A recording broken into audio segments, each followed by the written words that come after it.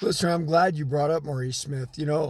I was a kickboxer when I was younger, and that's what Maurice Smith's style was, right?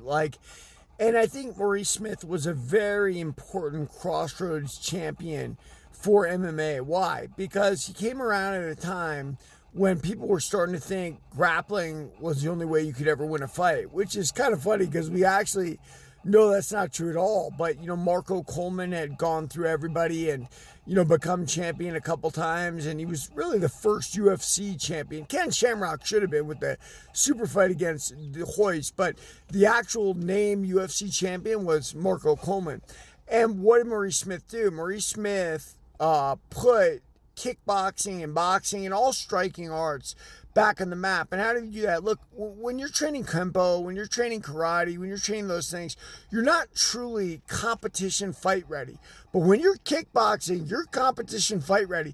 A lot of the wrestlers blew through people because they were competition fight ready, right? Like wrestlers know how to grapple. Even the jiu-jitsu guys in the beginning had a hard time with the wrestlers because they would push the pace so much, and the ground was their world too. They didn't care. They didn't know the jiu-jitsu holds, but all they had to do was learn a few, and then they'd be safe. Maurice Smith brought back the idea that a striker could be the UFC champion. So he was a very important. I actually talked to him once.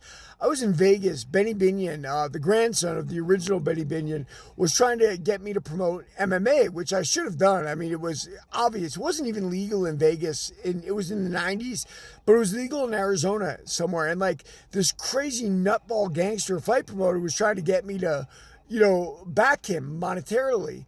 And he put me on the phone with Maurice Smith, and Maurice Smith's like, "Yeah, I'll fight anybody. I'll fight you." And it was hilarious. And I guess I didn't really want to hear my hero on the phone actually speak like that.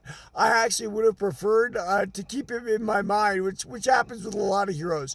But when Maurice Smith knocked out Marco Coleman with a head kick, it balanced that MMA world. We were grappling from the time Royce Gracie got in, then the wrestlers took over. And so it was nice to have Maurice balance those scales. Then he took on Tank Abbott, and I'm sure they would have been happy for Tank to win. Tank was immensely popular, a street fighter very clearly, trained, but still a street fighter. And it was Maurice's conditioning that took Tank out. He essentially let Tank ragdoll him to guard a couple times, waited, then got up and put Tank away the same way he put Marco Coleman away. So Maurice Smith is, someone who was very important in MMA. It's funny that he's your favorite MMA fighter listener, but either way, he was that critical to the game at that point to where we are today, where everybody realizes it's a complete balance. Like jiu-jitsu without the gi really is not as helpful as you would have thought, as it's jiu-jitsu with no gi that's so important for the grappling. The wrestling's really important for the takedowns, obviously, and even judo is important. Now we have a really good balance in MMA, and it's much better that way. There's no art that's useless like we thought early on. Everybody remember Warrior of the Light.